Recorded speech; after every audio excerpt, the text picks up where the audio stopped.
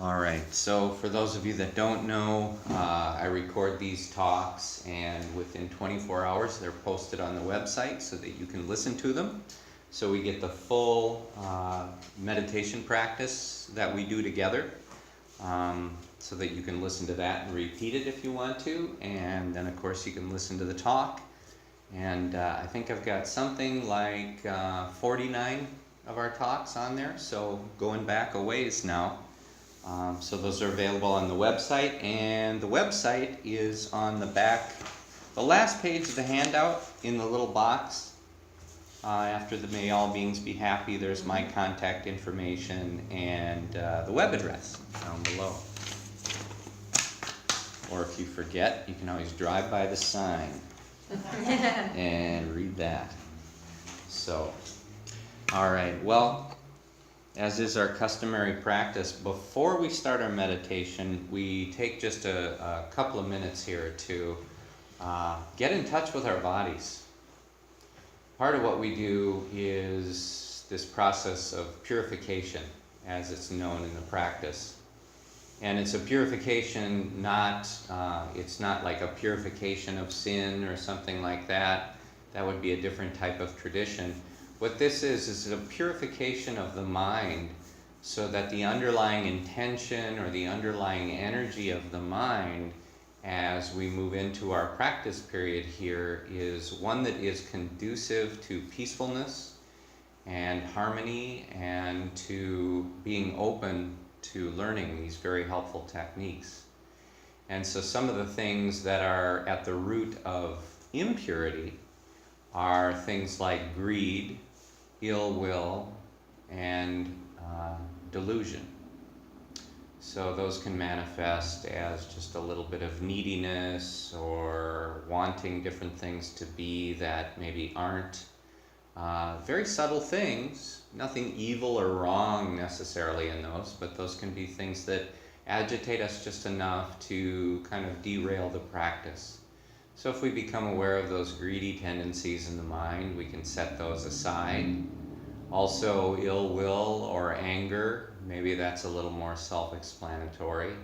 Feelings of ill will or anger in the mind can make it difficult to focus on equanimity and peacefulness and balance. And then also delusion, which is just a kind of an intentional lack of paying attention to what is going on in the mind and body. Many of us do that quite habitually, and so it is a way of becoming aware of that as well as a hindrance to meditation.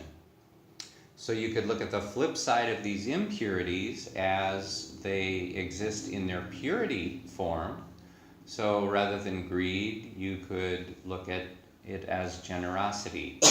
And rather than ill will or anger, you could look at it as virtue or compassion or loving kindness. And then instead of delusion, you could look at mindful awareness, which is what we'll be cultivating tonight. So this is an opportunity to put down those things that might be hindrances, these classical impurities, and to set your intention for tonight to cultivate these more positive states of consciousness. And doing that here together in a group is very powerful, very helpful. So with that, I'll just ask you to set your intention. I'll sound the bell. This is the Tibetan temple bell for purification.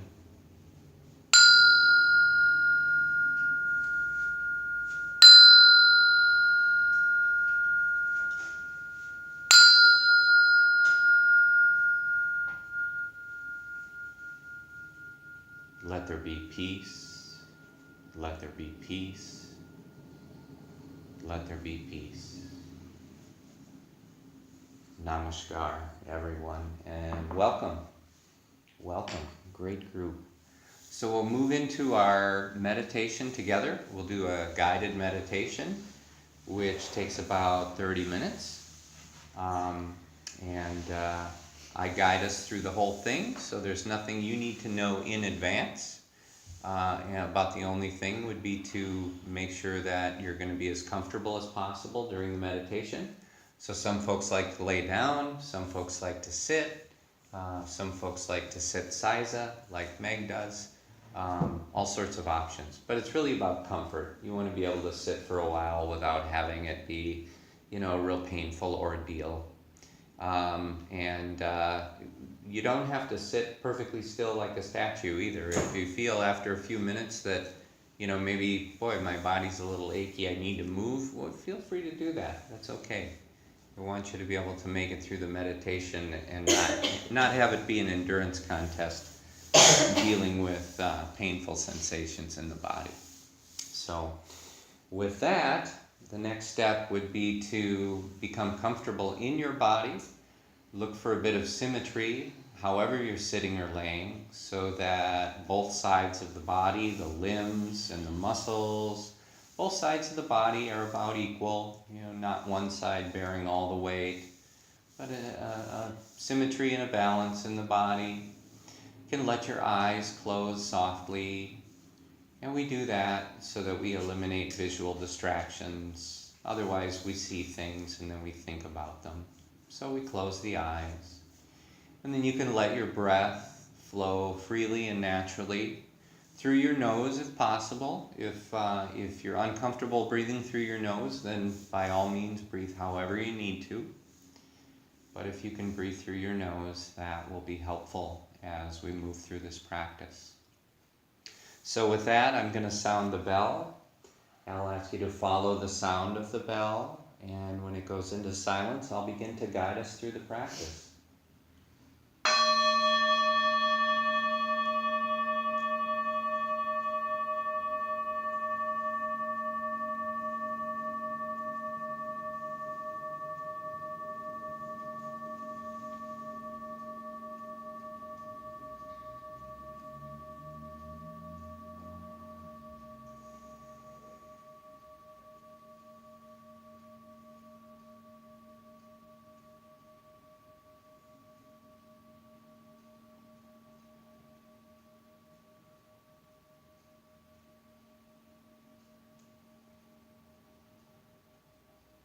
Follow the sound of the bell as it fades into silence.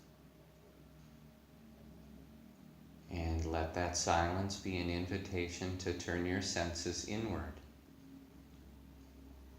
It is okay to let go of the habit of the mind, which is to be projected outward into the world around us and into outside experiences. Instead, let's focus our awareness inward. Become aware of the feeling of what it feels like to be sitting here or laying here in your own body. Just really connecting with that feeling of being here now. And just being with that.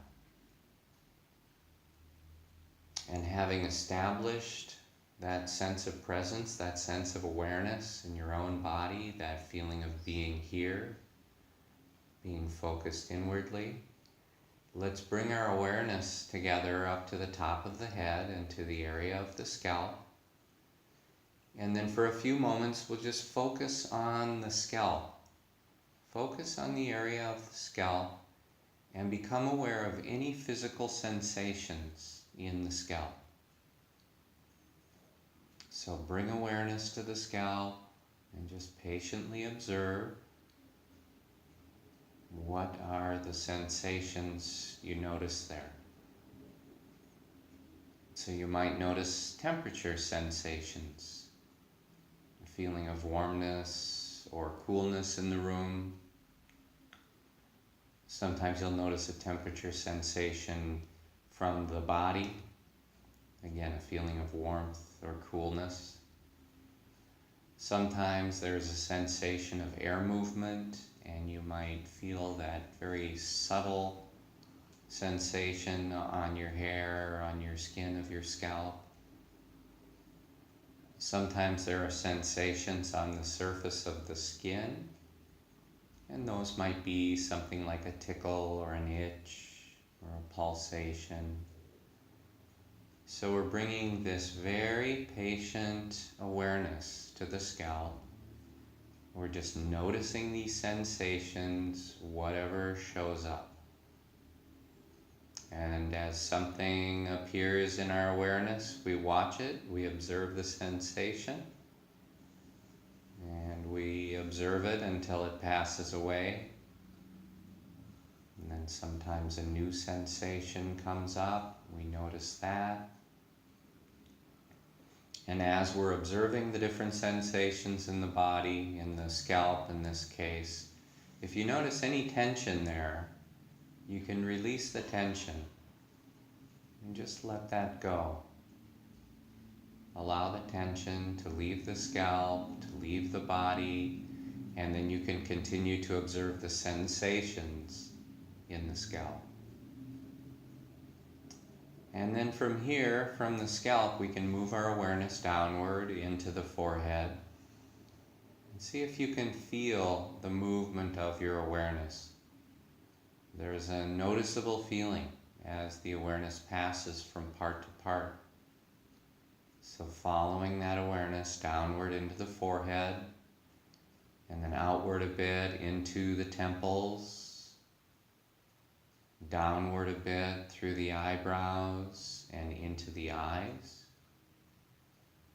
And with your awareness focused here in these four areas, forehead, temples, eyebrows, and eyes, again, just observe the physical sensations as they come and go. Temperature, air movement, sensations on the surface of the skin. And as these sensations come and go and are known by your awareness, there is no need to judge them in any way. No need to say this is a good sensation or a bad sensation. We just look at all the sensations of the body objectively and equally. Just observing. They come, they go. And if there's tension anywhere in the face, the forehead, if your brow is furrowed or your temples are tight, or your eyes are squinted, or maybe your eyebrows are raised, as soon as you discover that tension, again, just release. Just let it go. Allow it to leave the body. Sometimes it's helpful to smile as you discover tension and you let it go. So rather than reacting to tension in the body, we're simply releasing it. We're letting it go, letting it leave the body, and what remains is peacefulness. And then we can continue to observe the sensations as they come and go. Now, from the temples, we can begin to guide the awareness downward into the ears. Again, feel the flow of awareness as it moves. And you begin to notice sensations in the ears. And then moving forward from the ears into the face, passing through the cheekbones. Everywhere this awareness moves, it's just awareness of sensation. Awareness is always of something. So in this case, awareness is of the naturally occurring sensations in the body. And from the eyes, we let the awareness drift downward through the nose and lips and mouth and chin. Observing the sensations. And as you observe these different sensations, you can also let go of the habit of trying to intellectualize them, trying to think about them, what they are, what they mean, what they're called. And instead, just have the experience without the thought. And notice the difference in that. Just experience without thought. The experience of the sensations in the body And here, when we notice tension, we simply let it go, creating a very healthy response to tension. Just release. Just release. Let it leave the body. Let it leave you peaceful. And then from the face, we can start to guide the awareness downward, through the chin, down into the neck. And we'll start to observe the different parts. As I name them, just follow that simple process of observing the sensations and releasing the tension. So in the throat, we're observing, we're releasing, moving into the sides of the neck, and moving into the back of the neck, just observing naturally occurring sensations of the body, releasing all the tension around them. And then from the neck, we can move the awareness downward into the shoulders. And here in the shoulders, again, opening up to the sensations of the body. And here we might encounter new sensations of contact or of bearing weight if we're leaning against a chair or a cushion or laying on the floor. We might notice the sensation of contact between our skin and our clothing. So these are also sensations to be observed. And then any tension anywhere in the shoulders can be let go. Let the shoulders drop if they're shrugged. And then from the shoulders, you can let the awareness move downward. Feel it moving downward through the upper arms.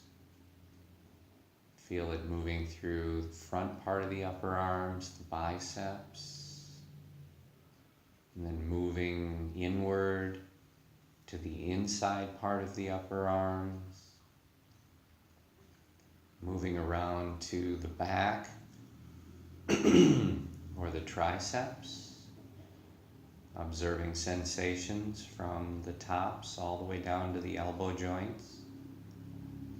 And then rotating outward. Just observing. Just observing those sensations, letting the tension go. And then we can begin to move the awareness downward through the elbow joints. Feel that flow of awareness. And notice the soothing, calming quality of our own awareness. Everywhere it moves, there's just this soothing, calming quality. And moving down through the forearms, moving downward toward the wrists, observing and releasing. Moving downward through the wrists into the hands now. And feeling the palms, the heels of the hands, the tops of the hands and the fingers and thumbs. And again, everywhere you go, just awareness of sensation. A complete letting go of tension. A feeling of greater and greater peacefulness and stability in your own body. And then we can move the awareness just a bit further down into the fingernails. Focus the attention there. Just the awareness of the fingernails.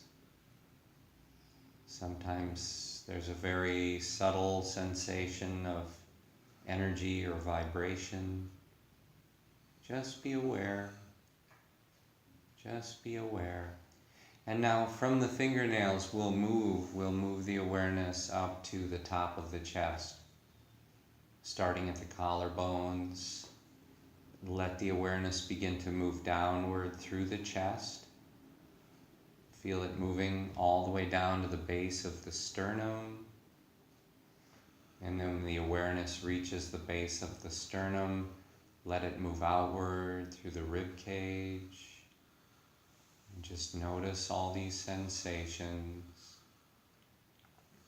And then from the rib cage, we can guide the awareness up to the underarms. And from the underarms, feel the awareness moving down through the sides of the body. Just feel it drifting down all the way to the waist. And once we're in the waist, we'll bring the awareness forward into the belly. With awareness focused here, be aware of the sensations of rising and falling with the breath. The belly moves up and down. There are sensations of expansion and contraction.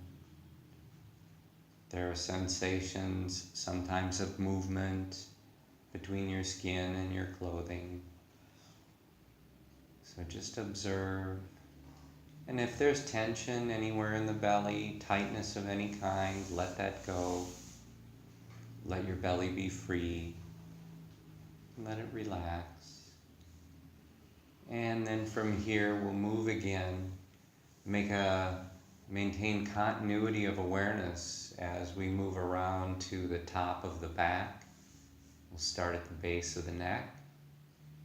And you can let your awareness move downward through the upper third of the back, through the shoulder blades. Again, just observing sensations objectively, without judgment, just knowing raw sensation. And then moving down through the middle third of the back. Again, just knowing the sensations, no ideas attached.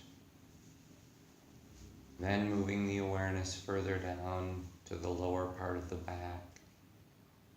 Letting go of tension everywhere you find it. And sometimes there are parts of the body where we discover difficult sensations, maybe fatigue or a little pain or discomfort. And sometimes it can be hard to remain with our mindful awareness. And sometimes it can be difficult to let go of the tension in these areas. But right now, if you feel discomfort in the back, just allow all the spaciousness that is available to let those sensations be just as they are. We find that there is an unlimited amount of spaciousness in our awareness. And those difficult sensations can be there, and it can be okay. And we can be aware of them without reacting with aversion or disliking, and it can be okay. And we can let go of the tension in the body and just move right through, and this can be okay. So we'll move through the back, and we'll begin to move downward into the sit bones and the hips and the pelvis. And if at any point you start to become drowsy or sleepy during the practice, it can be helpful to sit upright, sit up straight, and take a few extra deep breaths. This will help you re-energize yourself. So focus the awareness now on the sit bones. Feel the awareness as it passes through the hips. And then feel it moving throughout the pelvis. Feeling all of the sensations. Contact, bearing weight, temperature, sensations on the surface of the skin. And then we move downward into the thighs. And with the thighs being larger parts of the body, we'll focus on individual parts, beginning with the upper surface of the thighs, from the tops all the way down to the knees. looking at those sensations, just observing and letting go at the same time. And then moving to the outer surface of the thighs, from the tops to the knees. Again, just objectively observing sensation, letting go of tension at the same time. Letting go of thoughts at the same time. And then rotating to the underside, the undersurface of the thighs. Observing without intellectualizing. Just knowing the sensations as they come and go. Letting the tension leave the body. And then moving to the inside surface of the thighs. All the way from the tops down to the knees. Observe and let go. And notice the increasing stability and peacefulness within your own body. This peacefulness and stability that you are creating in this moment yourself. And allow the awareness to flow through the knees. Feel it moving downward into the calves. Feel it moving through the shins and downward. Again, everywhere the awareness goes, it's just illuminating sensation for us. We have the opportunity to let go of tension, let go of ideas like resistance or aversion or wanting to be doing something else. We just let go and find ourselves in this peacefulness. Moving awareness through the ankles now and downward into the feet. We can observe the different parts of the feet, the heels. We notice how there are sensations there that are different from other parts of the body. And we move to the soles of the feet. We move to the balls of the feet. And notice how everywhere we go, sensations fall into these same broad categories of temperature, of air movement, of sensations on the surface of the skin, and sometimes those sensations are characterized by contact or by the bearing of weight. And sometimes we also notice moisture, perhaps perspiration in the feet or the hands at some point. So these same characteristics of sensation occur everywhere in the body. It's just a matter of becoming aware of them. And these places of tension occur everywhere in the body. And it's just a practice to begin to be aware of them and to release them over and over. So experiencing the tops of the feet, and feel as that awareness goes down into the toes. And then with awareness in the toes, let's focus on the toenails for a few moments. Just see if any sensations show up. Any sensations, pulsation, energy, anything. And now from the toes, we're going to move again up to the top of the head, once again to the scalp. And here with awareness in the scalp, we'll open up to the sensations once again. But this time at your own pace, you can begin to guide your awareness back down through your body. But do try to move through in about the same path that we followed together, just so no part is forgotten. You find that in just a split second, you can really be aware of sensation in a part of a body and let the tension go. So moving from the head downward, noticing and releasing. And again, if there's any moments of drowsiness, finding yourself getting dozy, just sit yourself up, allow a few deep breaths, Allow that posture to help you, and you'll find that your energy returns. As you move through the body, you'll discover areas of tension that have returned. Since just a few minutes ago when you release them, you might find your shoulders are shrugged again, or your teeth are clenched, or your belly is tight. Any of these places where you notice tension, release it again. But these are habit energy areas in the body where we hold tension habitually. And we hold it as a response to difficult emotions, to stressful situations, to things that we're worried about, fearful, angry. We have these experiences all throughout the day. Some of them are just very minor, but they always leave this residue of tension in the body. So by becoming aware and developing this positive habit of just releasing, when awareness notices tension, the response is letting go unconditionally. So just do that with yourself, setting yourself free. When you've had a chance to move your awareness through the body, we'll all bring our awareness up to the base of the nose. We'll begin by focusing on the little patch of skin beneath the nostrils and above the upper lip. We'll focus there, and then we'll expand our awareness a bit further into the rings of the nostrils. And then we'll expand just a little further into the nasal passages. So now we have this triangular area of the nose where we are focused completely.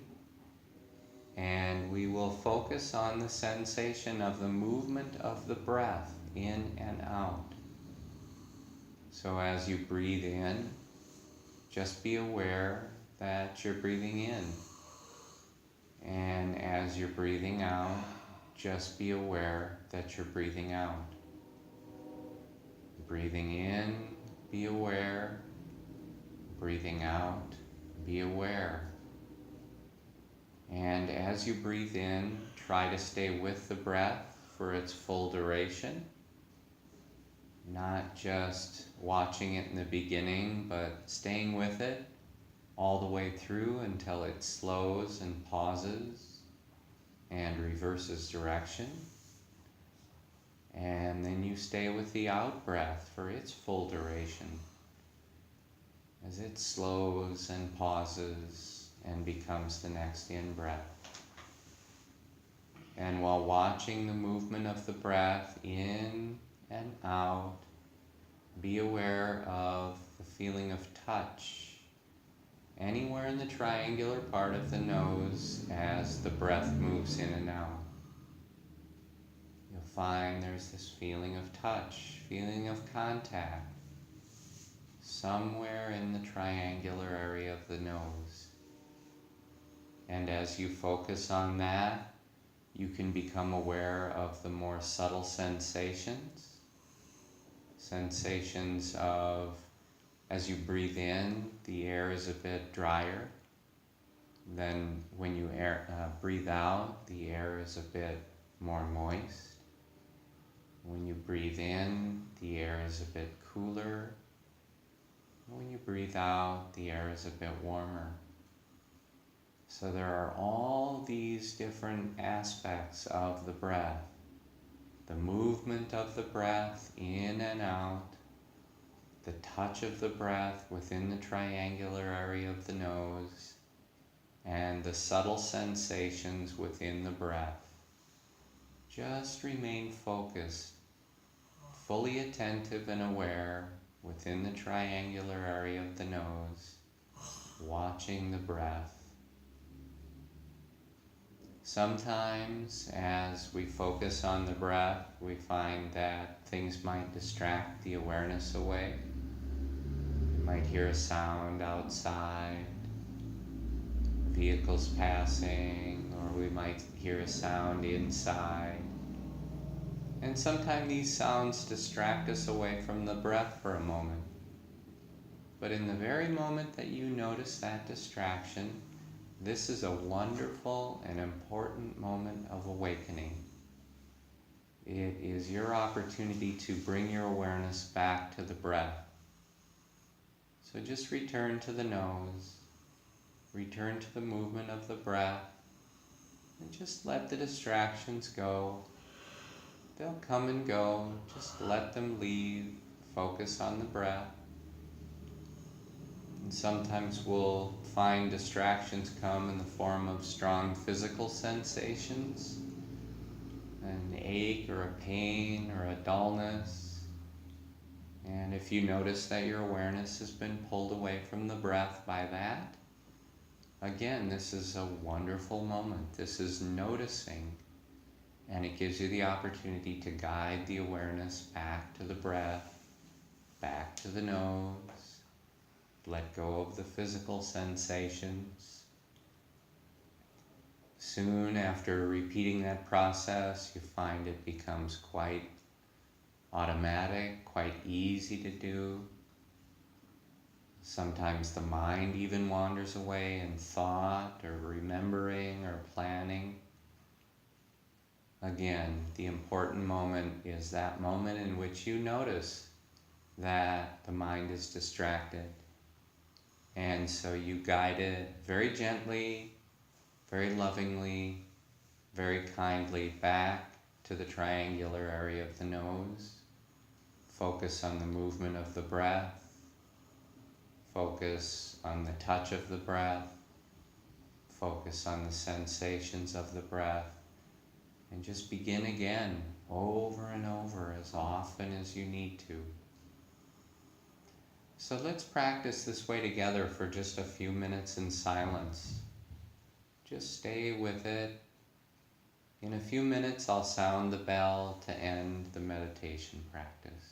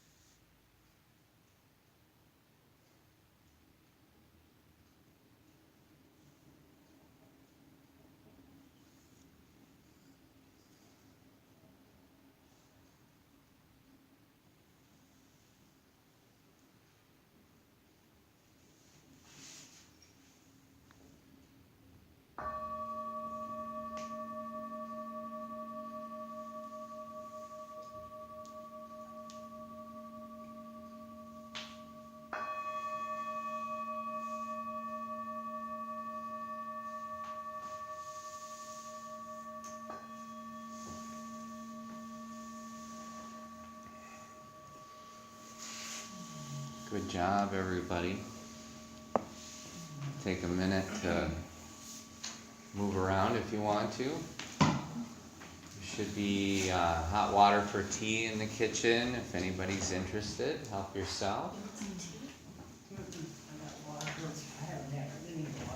And of course, the restroom is in the back entry if anybody wants to use the restroom. But feel free to get up and stretch or walk or whatever's comfortable.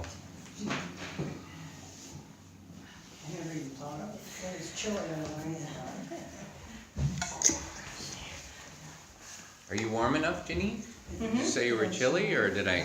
No. Oh, okay. Oh, I said, when I don't drink water, but it's cool outside. Okay. Yeah. All right. I just want to make sure you're comfortable. Oh, yeah. Good. I've been threatened. And there's extra blankets in the closet too if you want like a big warm blanket. You can sure take a look.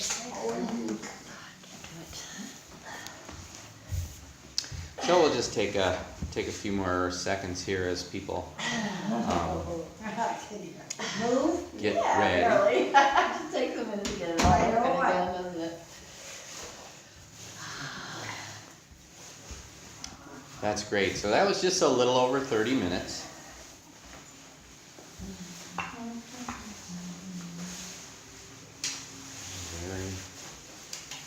Very good, very quiet meditation.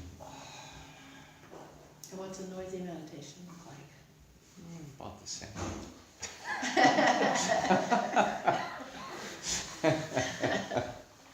Yeah. I can't do that. Because of my knees. I have a bad knee and that's why I do that. Could it stretch it out or something? I find that if I have my knees without a lot of support. But No, that's, I can't bend mine that far to sit you- on it. Ken has higher ones. Mhm. Oh, okay. There are some higher ones, so it's a little easier. Yeah. And then over, My husband, maybe, he finished it. did he? Yeah, and he added it. So he added a little more height too. Yeah. Okay, sure. Yeah, Elaine took one of the benches so Oh, okay. Victor could reverse engineer it, and so yeah, added a little height.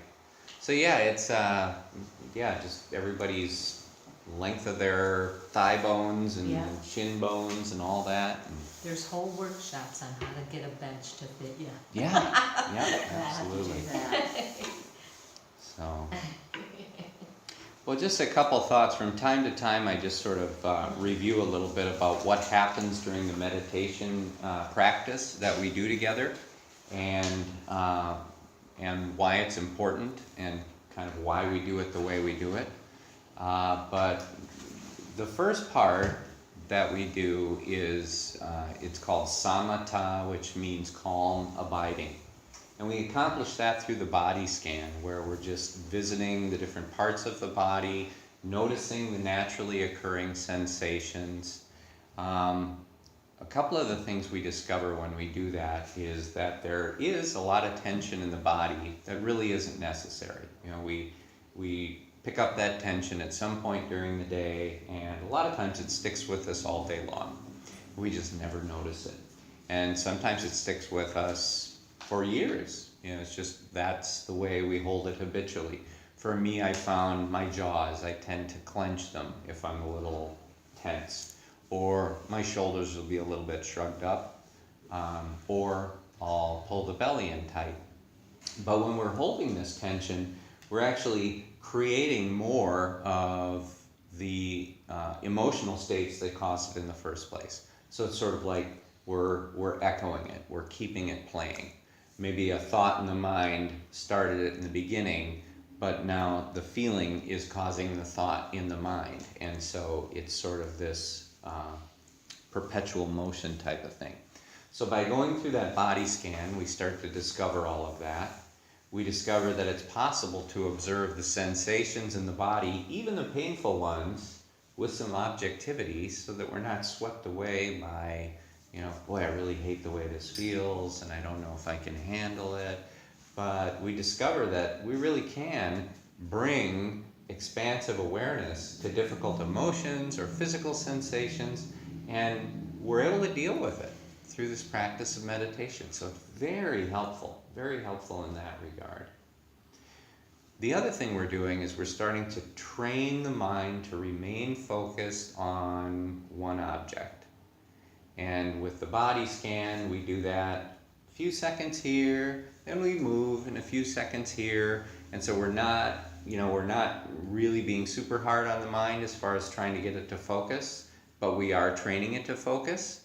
And then when we get up to the nose and we start the breathing meditation portion of the practice, anapanasati is what that's called, we're focusing on a fairly small area. And we're focusing on a fairly narrow range of things. Movement of the breath, that feeling of touch, and then the different sensations within it. So now we're really focused here. And one of the things we notice when we're focused here is after a few breaths that, boom, the mind is gone. It went somewhere. It was on those breaths, and now suddenly it is following the sound, truck going by outside, or sound of someone coughing or something in the building, or just anything. And so we discover, the mind will stay focused for a few seconds, but then it has a tendency to want to wander away to the sound. Well, the easiest way to deal with that is just to notice it. Sometimes we just call it noting. So we become aware, oh, I'm distracted. And so then what we do is gently guide the awareness back to the nose. Refocus once again right here. Start to focus on the movement of the breath. And it really helps to kind of do it in that sequence. So it's like, okay, I'm bringing my awareness back, reestablishing.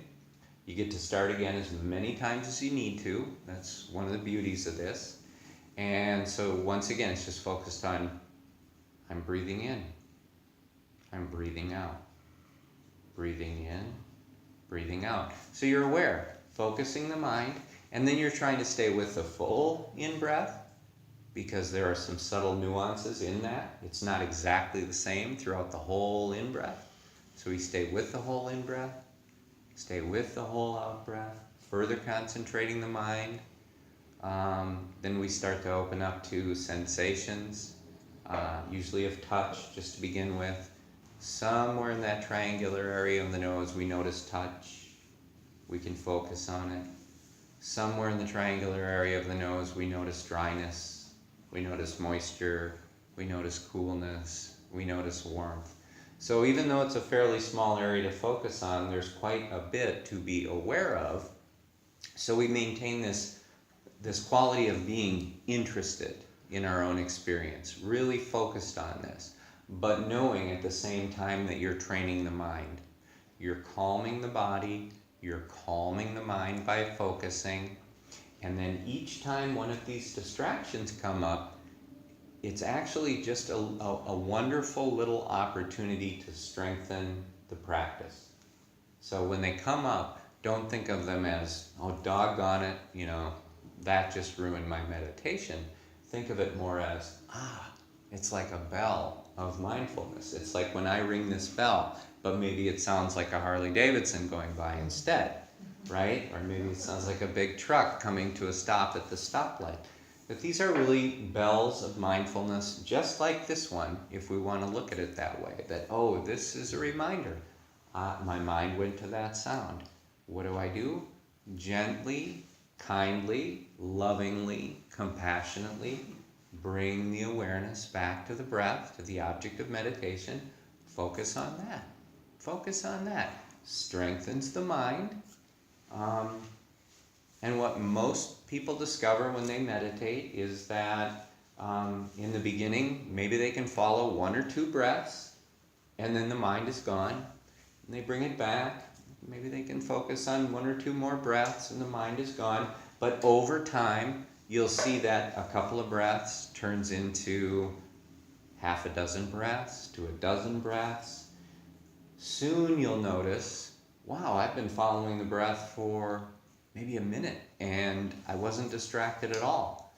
So it's sort of these neat moments of realization.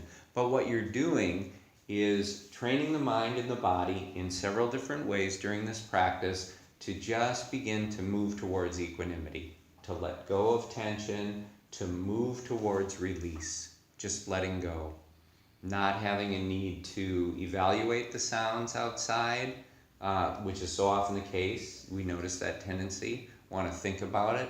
Oh, sounds like a motorcycle, sounds like a Harley, this kind of stuff. That's kind of what the mind does. In Pali, there's a word for that, papancha, and that means mental proliferation. And that's one of the habits of the mind. When something comes into the mind wants to take that and then sort of build on it. It's kind of like, well, that's sort of what I mean by you hear a sound. What is the sound? Sounds like a motorcycle. What kind of motorcycle? Sounds like a Harley. And then you might think something else. I wonder what it looks like. Or my friend has a Harley and he drove his Harley out to the West Coast. This is papancha, right? It's just the mind kind of goes from one thing to the next thing, and each one of these little things is like enough fuel to get the mind to go to the next thing. So like we're giving it fuel just to move inch by inch by inch. And so our practice is just whenever we're noticing, we just bring it back to home base or to the anchor, and the anchor is the breath. So just a little overview of the practice, why we do it the way we do it, what we're accomplishing as we do it.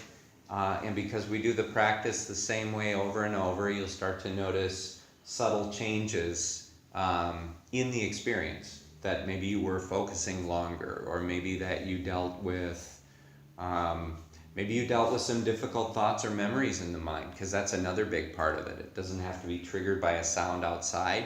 It could be, oh, I just thought about this thing that I've really been worried about, or I've really been bothered about. And so that'll come up into the mind. So, thoughts happen. The mind was made to think.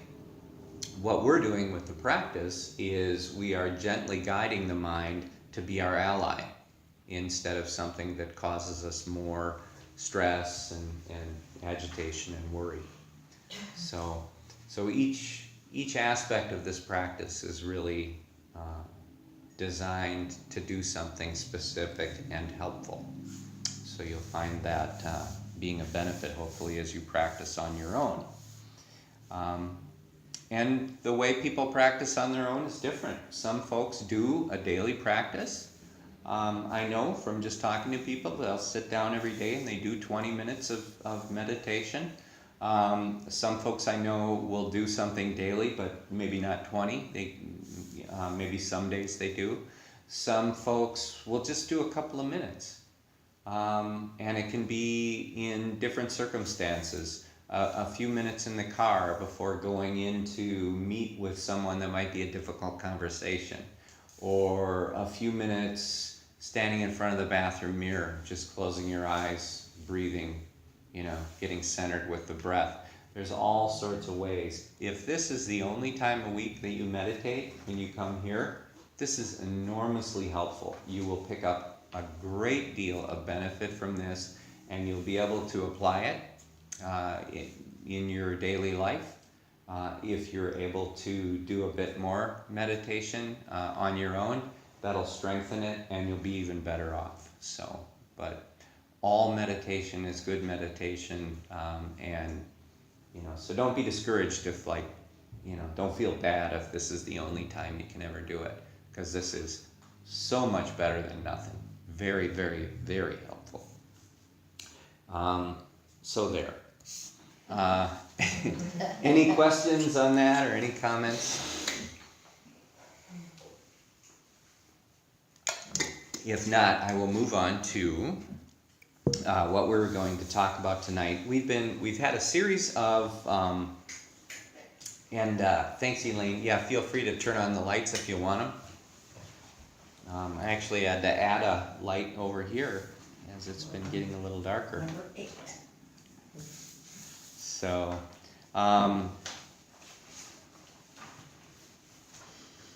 yeah.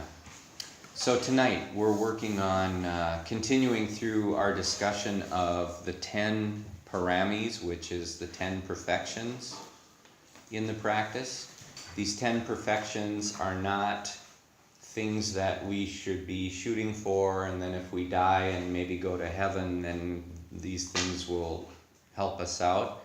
What these are is, these are aspects of our character that already exist, each and every one of us.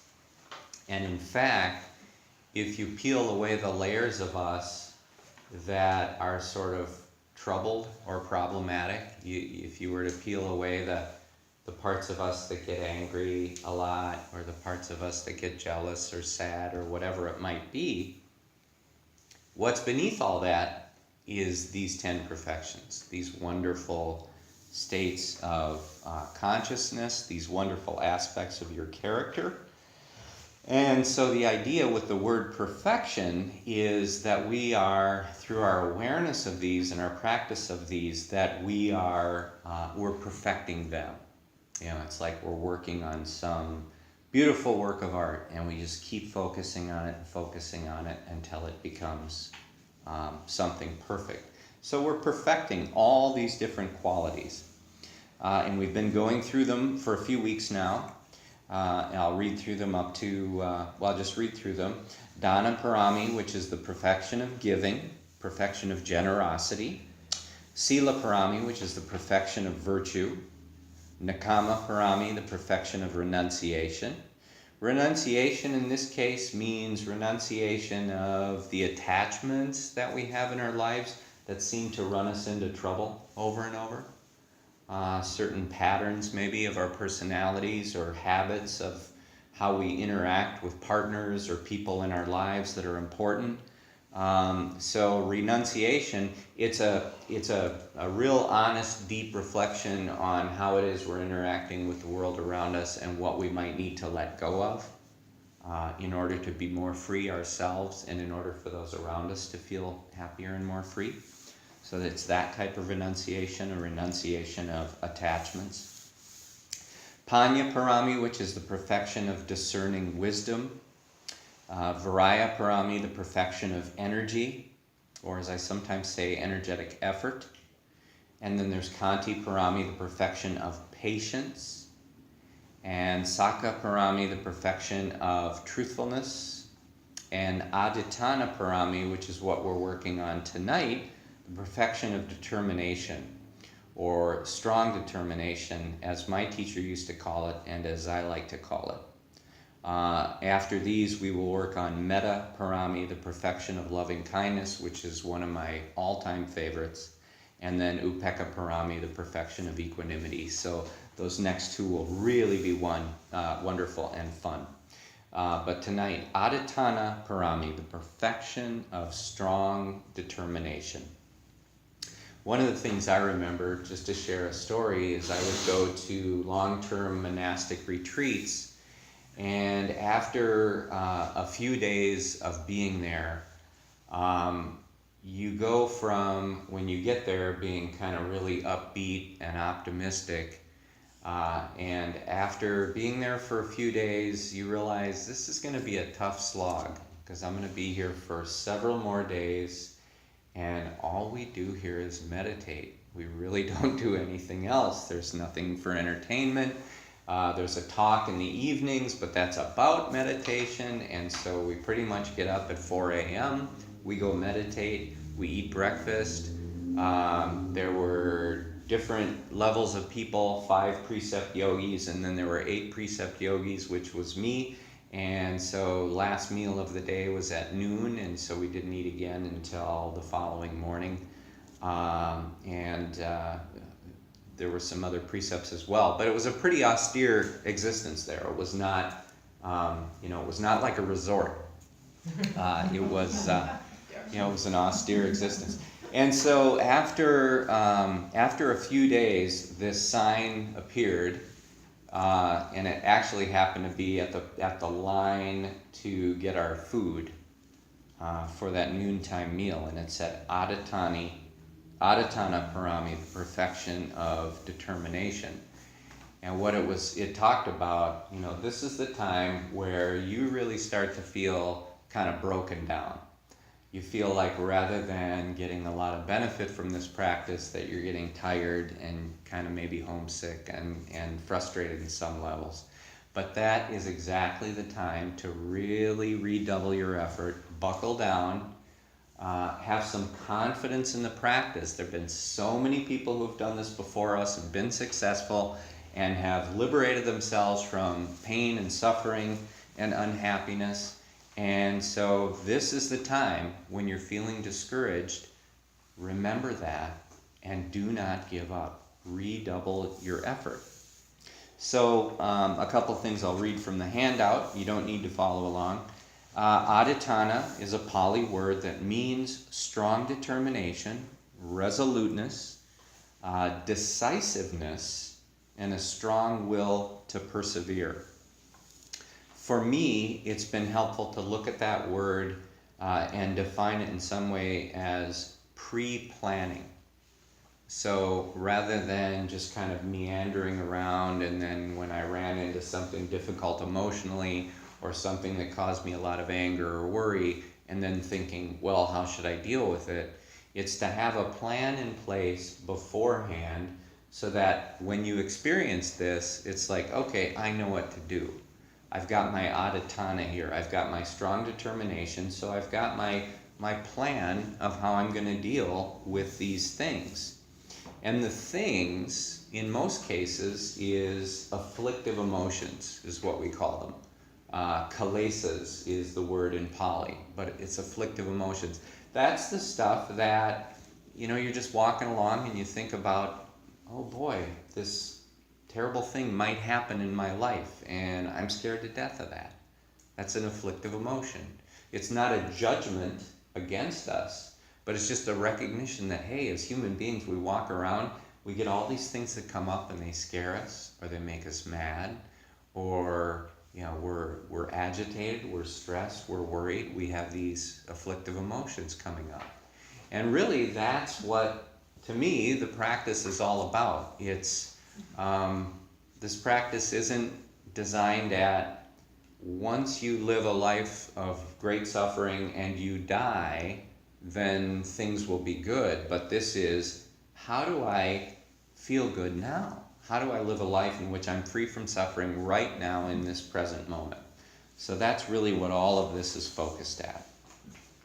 So as we get into this, sometimes it's hard to muster the will to meditate or to work on our practice. That's one of the most, I think it's a funny paradox in meditation. If you think about meditation, okay, I'm going to go sit down on this soft cushion on the floor, and I'm going to close my eyes for a while, and I'm just going to do nothing. And it's like, well, that sounds like about the easiest thing in the world to do. Maybe going to sleep, maybe taking a nap is easier, but other than that, what could be easier than sitting on a cushion and meditating? And what we discover is that because we're actually doing something with the meditation practice, that there's work there. There's an effort that is required. So it's really easy to just blow that off and say, well, yeah, I'd like to meditate, but, I think I'll read a book and have a cup of coffee, or I think I'll watch TV, or, just go clean the closet out, or whatever it is. So it's difficult to muster the will to meditate sometimes. That's one great thing about what we do here each week, is that for sure, you got this one. Sometimes it's difficult to sit still during meditation. Sometimes it's difficult to see a practice all the way through to its conclusion. So we might start to meditate, and then after a couple of minutes realize, oh, you know what, I'm quite agitated. I think maybe I'll try meditating again tomorrow, see if it's easier. This is where Adhitthana becomes so helpful and important. Now, when we observe objectively sensations, thoughts, and emotions, we can see their impermanence. That's an important part of the practice. Using the technique of noting, and the reason I'm tying this in here is, again, we have, throughout the day, all of us, we have these kilesas. We have these afflictive emotions. We have aches and pains in the body, which create more kilesas, more afflictive emotions. I have a fear of, geez, what happens if my knees get worse and I can't go hiking anymore, or what happens if this happens or that happens. So there are emotions that we're dealing with, reacting to interpersonal relationships around us. Then there are physical sensations that are difficult and troublesome, and we're reacting to those with more emotions. So this is really kind of where the practice becomes, this is where the rubber hits the road. And so when we observe these different sensations, thoughts, and emotions, the one thing we notice when we observe them is their impermanence, right? Because as we were all sitting here in meditation tonight, we all had different states of consciousness. Different thoughts were going through the mind, different emotions were going through the mind. They're all changed now, right? I mean, everyone's experience from 20 minutes ago is quite different from the experience now. There is impermanence in our experience. All of those experiences are transitory. And to know that is a helpful thing. It's like a comfort. Impermanence is a comfort. When I am in, maybe tough shape emotionally, I will remind myself, this is impermanent. This will pass away. It will not last forever. And what we often find is that if we decide to focus on the emotion itself, we can watch it, and we can watch it kind of change and morph into something else. And then before we know it, we're thinking about some completely different thing. And that whole thing is just kind of fizzled out, burned itself out, because we haven't fueled it. We haven't given it the fuel to keep going. That papancha. So there's this technique, very powerful, very helpful, very useful, and very easy. The technique of noting. No sensation, thought, or emotion stays exactly the same for even 2 consecutive moments. You can use a breath as a measurement of a single moment if you want to. It's a helpful tool. Sometimes I'll just think 1 in breath equals a moment. 1 out breath equals a moment. And so you can almost observe your experience during this in breath. So that's like a moment. You can observe your experience in this out breath, and that's like a moment. So it can be helpful to tie the breath to the experience of noting, to use it as a moment. So we notice that no sensation, thought, or emotion stays exactly the same for even 2 consecutive moments.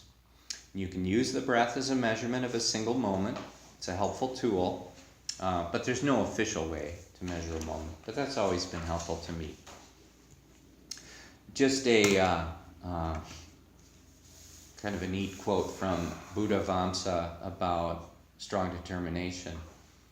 As a mountain, a rock, stable and firmly based, does not tremble in rough winds, but remains in precisely its own place, so you too must be constantly stable in resolute determination.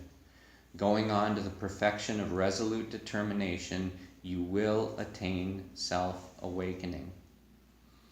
One of the things I like to point out as we meditate is the tremendous stability and calm that you have cultivated in your own bodies and minds during the meditation.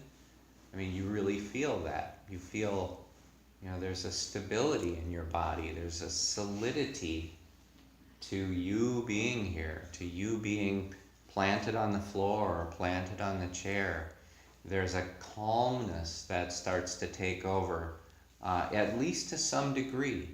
And so it's wonderful to notice that is something that you possess the ability to cultivate that and bring that out anytime you need to. So this is another thing we develop through the practice. The more we do this together, or the more we do this practice at all, the greater our ability to bring up this stability. We've spent the majority of our lives taking a passive approach to our experiences, especially our mental and emotional experiences. And what I mean by this is that we kind of let the mind do whatever it wants to do, wander wherever it wants to wander, and then when we are afflicted by our troubling thoughts and emotions, we have great difficulty getting the mind to cooperate.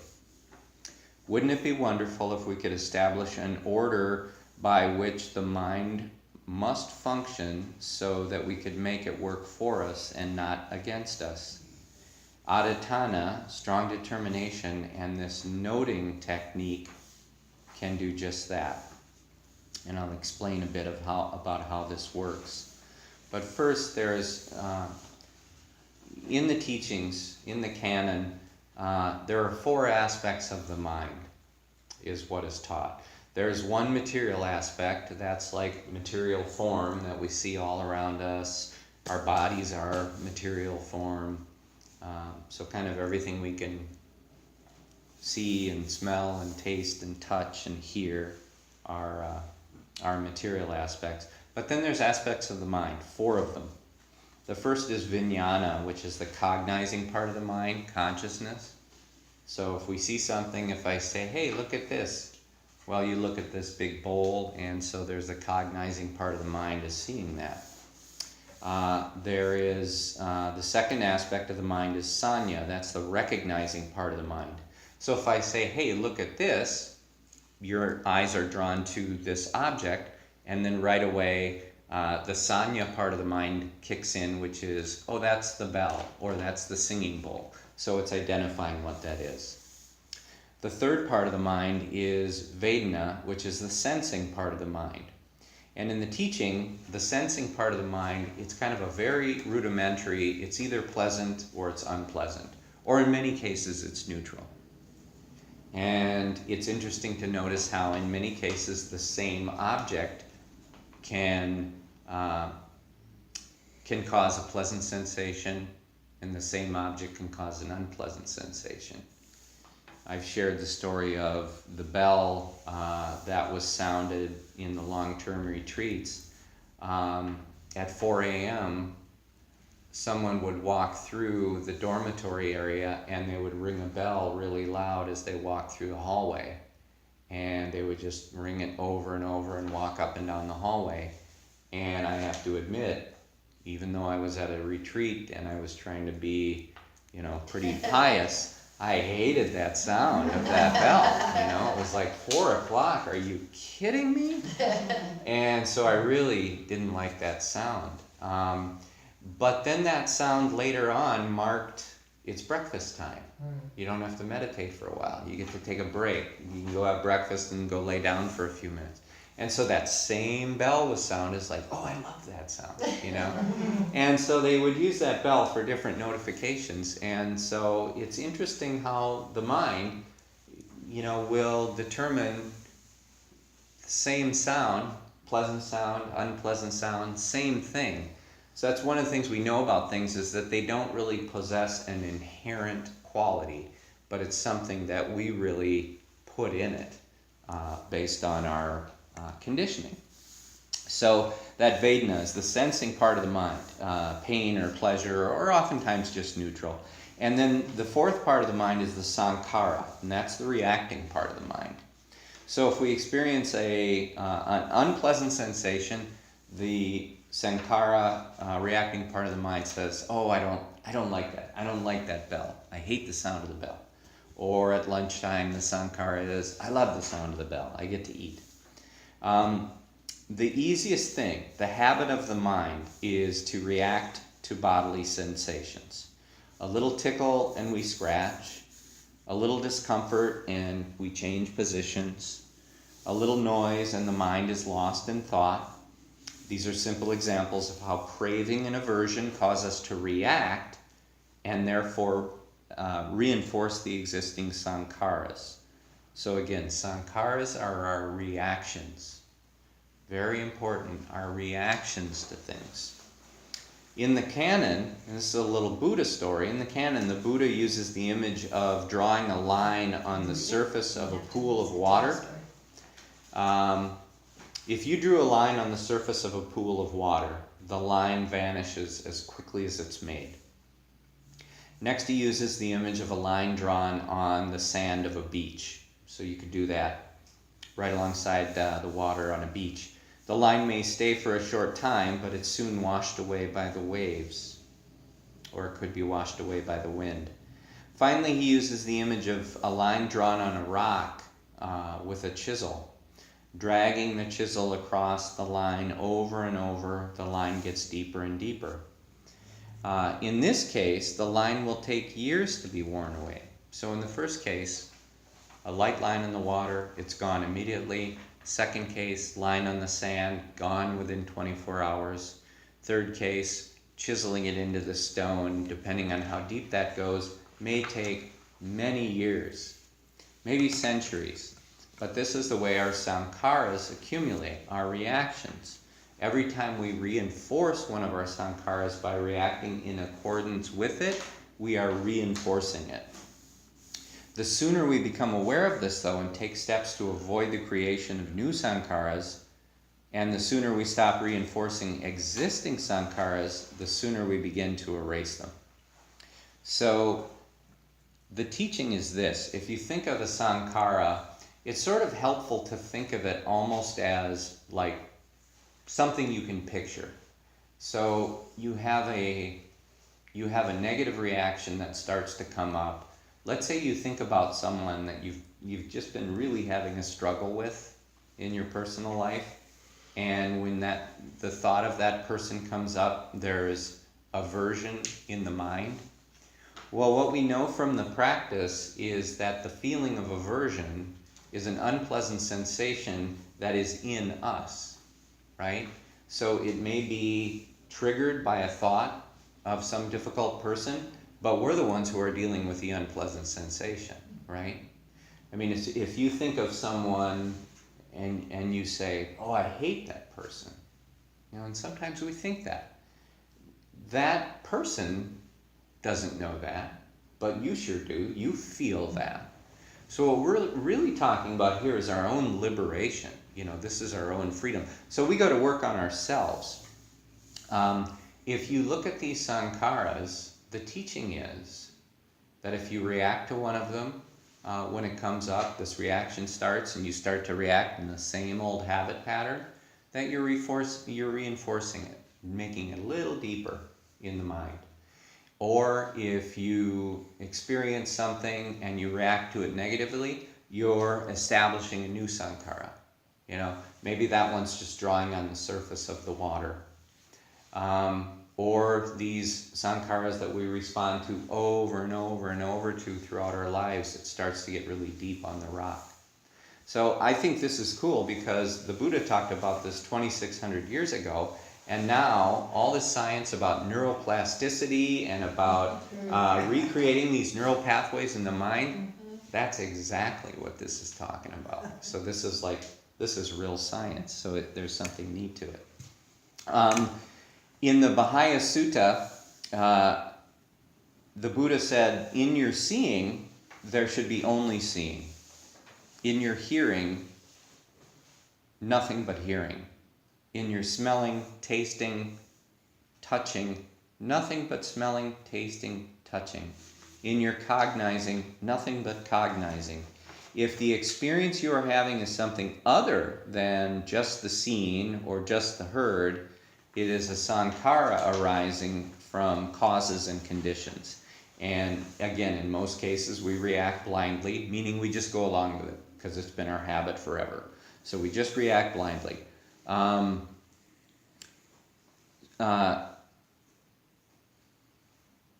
We act in accordance with that sankhara, and as we do that, we create new ones or we reinforce old ones, and over time they build up. Whenever we experience something through one of our senses, it results in a sensation. So we're kind of coming back to those four aspects of mind. So if I experience something through any one of my senses, I taste something, oh, that tastes good. I hear some music, oh, I like that music, pleasant sensation. I hear a sound and it's like, fingernails on a blackboard. Ooh, I don't like that. It's an unpleasant sensation. So whenever we experience something through one of our sense doors, it results in a sensation. Pleasant, unpleasant, oftentimes neutral. The habit of the mind is to react to pleasant sensations with liking and to unpleasant sensations with disliking. Liking, I want it. I want more of it. I want to hold on to it. Disliking, I don't want it. I don't want any more of it. I want to get rid of it. These are reactions of craving, clinging, and aversion. And these are sankharas. The word sankhara is often translated as mental formation.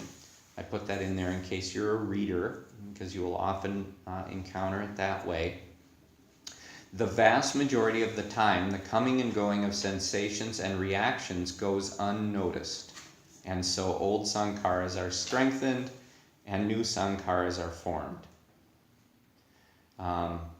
So just an example, how many of us in the past week have heard maybe a politician speaking on the news and we've had a visceral reaction to the sound of the politician's voice, whoever it is, right?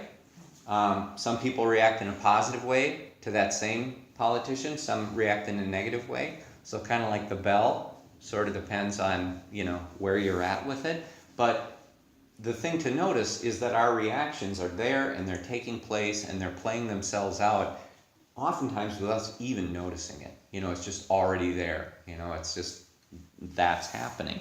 So there isn't a mindfulness of it, and because of that, it allows these things to just go on unchecked. Every time we react in line with an existing sankhara, we strengthen it. When we react with negativity to a new situation, we create a new sankhara. Every time we see the arising of a sankhara, but we do not react, and instead return to equanimity, the way it's described in the teaching is that we burn away the existing sankhara. With repeated observation and practice, we begin to burn through the existing stock of sankharas until there are none left, and then we are completely free. When we look at it this way, we can see how we can realistically escape suffering in this lifetime. So I can tell you that in my own personal life, that this has really worked in many different applications. That I've had things that had come up over and over as just a very sort of anger or ill will or an intense disliking, and those things would just come up over and over without me noticing them. So I was strengthening those sankharas.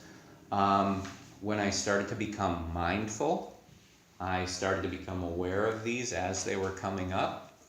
A lot of times they would sort of get rolling and then I'd notice, and then I would work with intentionally letting them go.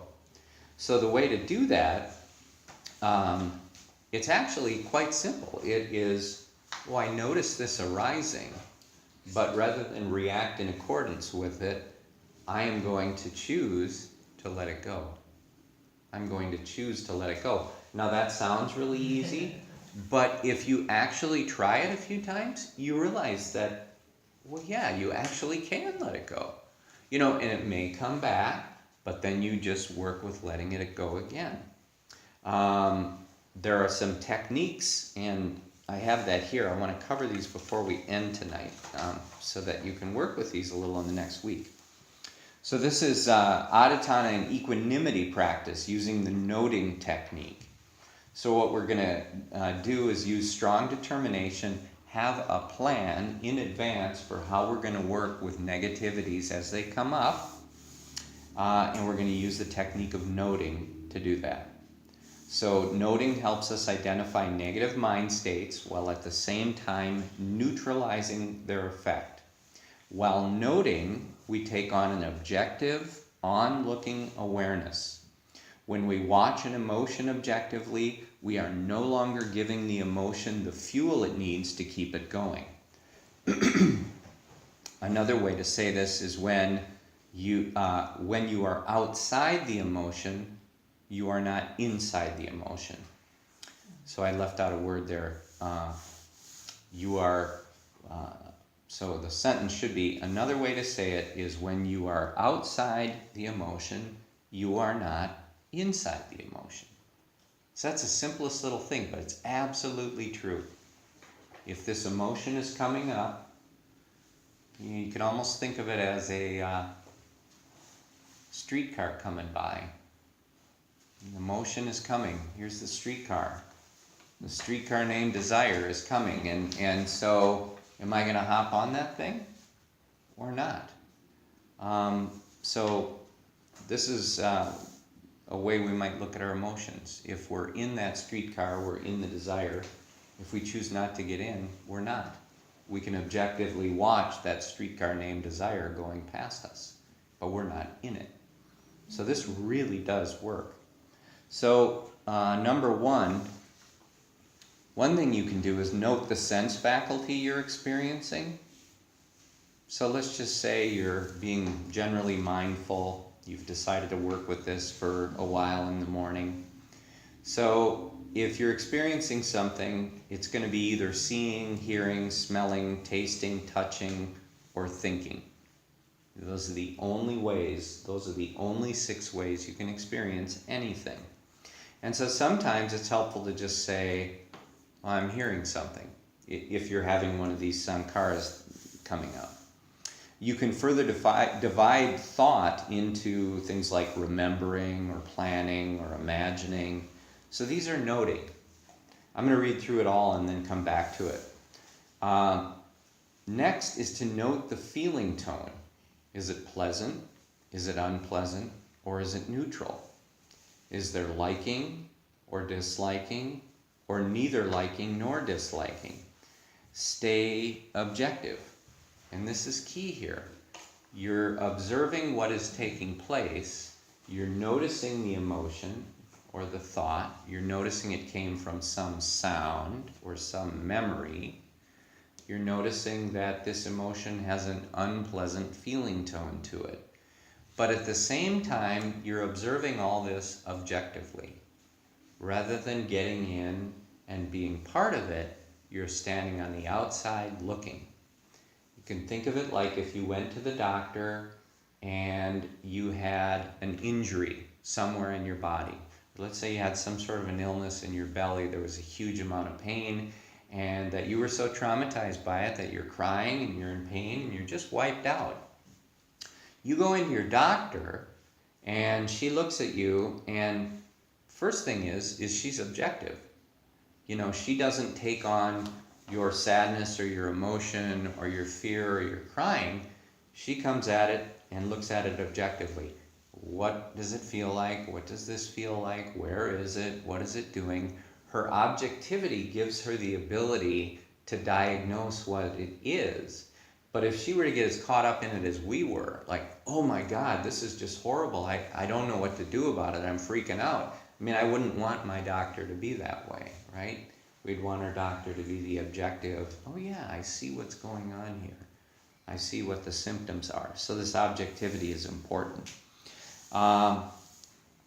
Note your emotional response to these things as they come up. Is it love, joy, serenity, compassion, anger, greed, hatred, fear, desire, stress?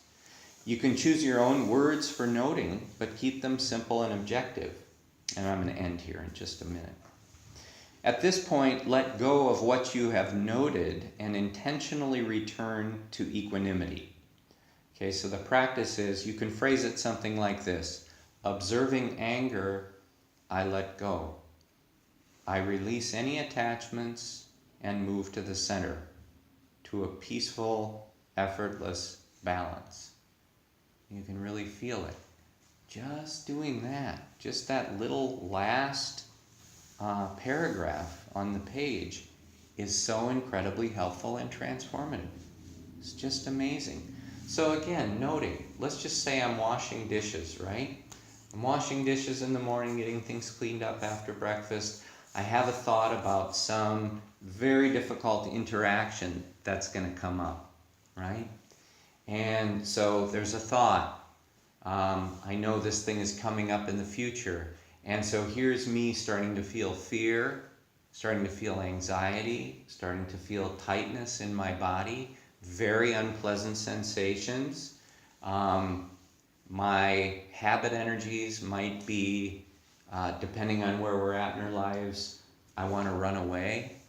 I want to avoid this. I want to pretend it's not happening and just, not deal with it. Or maybe I'll go take a Xanax, or, there's all sorts of different reactions to these things. But if you're observing it, oh yeah, I'm having this thought about this thing. My reaction to it is I want to escape. It's an unpleasant feeling. You can start to move outside of it by observing it, using these steps of noting. You're noting its characteristics just like a doctor, but then the important part, again, move to the equanimity. So this means you're going to let go of attachment. Again, observing anger, I let go. I release any attachments and move to the center, to a peaceful, effortless balance. And then you move on. And maybe a minute later, I observe hatred, but I let it go. I release any attachments and move to the center, to a peaceful, effortless balance. So, I think I'm going to leave it there. We went a little long, but this is a real user-friendly, simple noting technique. So helpful. So helpful. You know what? It's hard sometimes, but sometimes it's very easy. What I would say is have confidence in it. You can take my word for it as a good friend that it works. I've tried it. I've known a lot of people who've tried it. I use it. I do it. It really, really does work. So maybe just take a little confidence from that and try it, and you will see. But you need to just work with it over and over, and you'll discover that it really does work. Let's see, a couple things before we leave.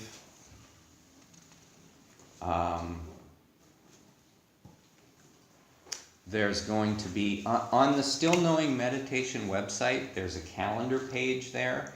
If you go to that calendar page, I'm keeping that very up to date with all of the different classes and things that are going to be here. But we're going to be up to 5 different yoga classes here a week now. On Wednesday, which is tomorrow, Heather Larson is starting a yoga class here, 8:45 a.m. to 10 a.m. She'll also be teaching it Thursday, 4:45 to 6 p.m. On Friday, if any of you have little ones in your life, like preschoolers, there's a free demo for Music in Motion, and there's like brochure cards out there, so if anybody's interested, you can take that and check it out.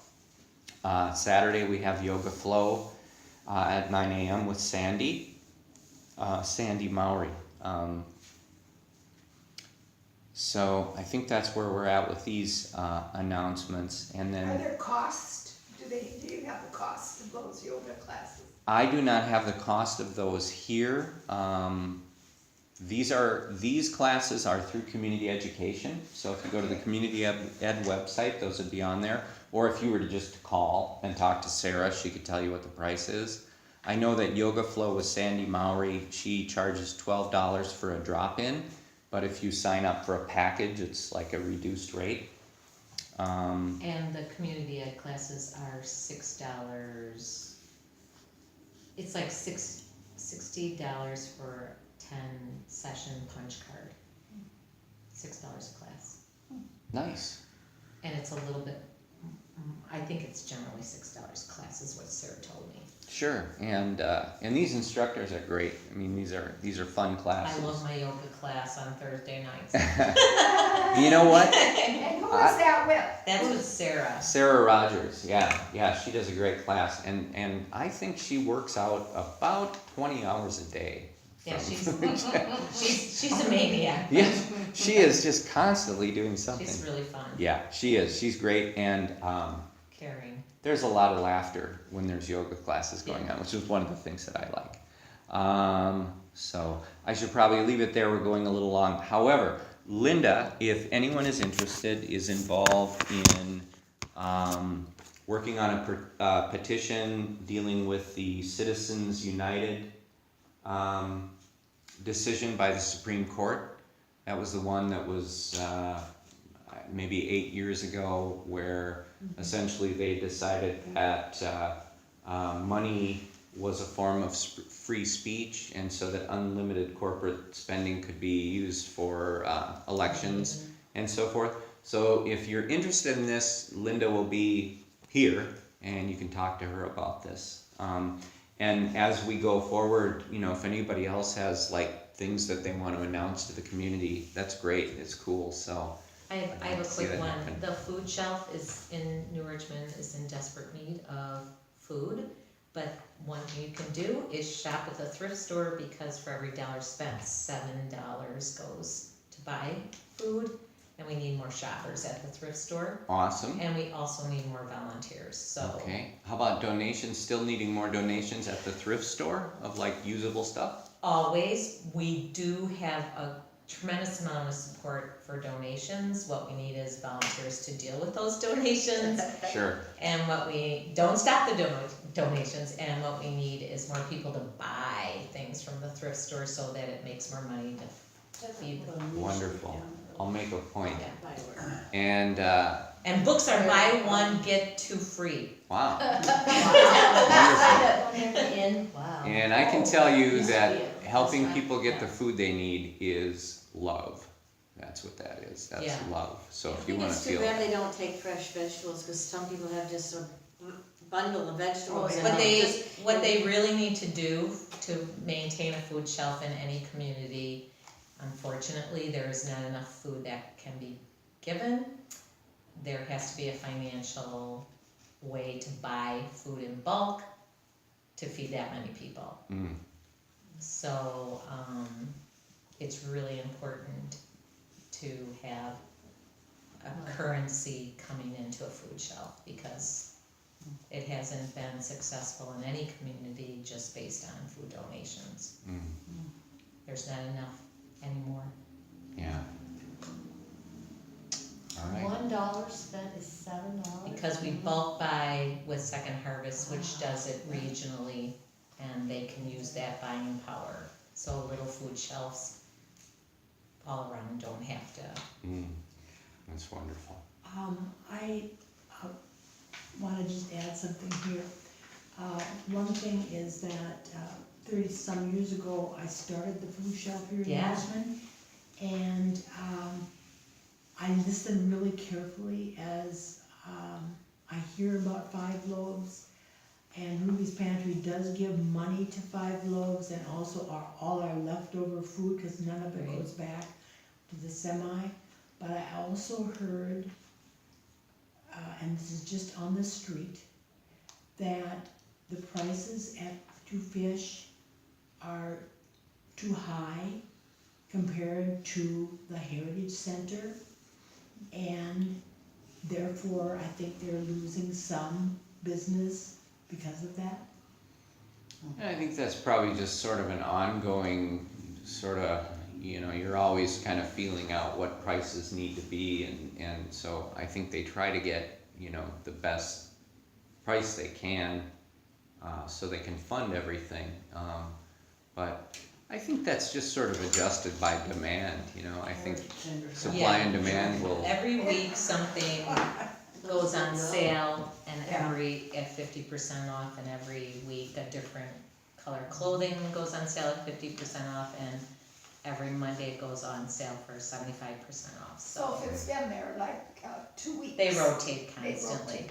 Yeah. And then it goes down. in And I think price. It's wonderful. they're also looking for a manager. Our manager just left. So if anybody wants that job, Oh, step on in. Somebody better take it. Sorry, All that was a long one. No, that was I great. thought it might be, but I knew it was important. Before we go, coffee. we'll just spend a moment. We're gonna do our 4 Brahma-viharas. So let's do this together. We just cultivate these wonderful feelings.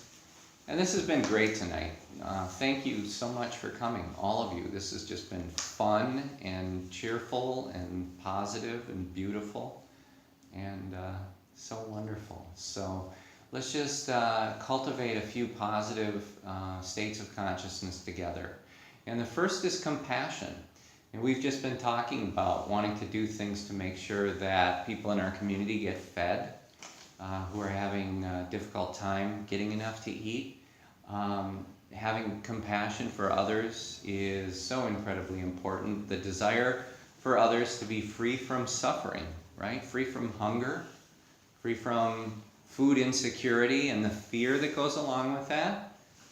So may all beings be free from suffering and from the causes of suffering. And may all these same beings be surrounded by love and kindness. May all beings be joyful and happy. And may all beings be equanimous, which means just really free and balanced and not wanting, not fearing, just everything is good, everything is peaceful and stable. And may all of you who came here tonight, thank you so much. May you all be truly, truly happy.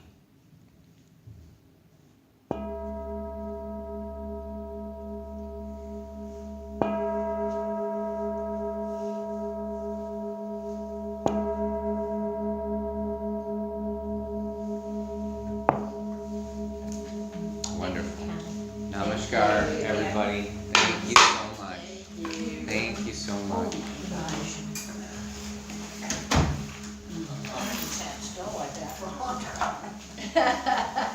And yeah, if anybody has an idea or a thought, like, hey, what if you did this class or that class, or what if you did some at this time or that time, I'd love to hear it. Any ideas are greatly appreciated.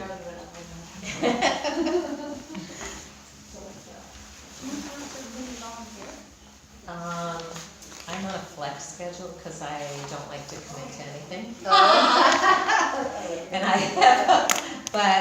And I'm trying to make myself available whenever I can, so I can never predict that. I used to do that. Some people are on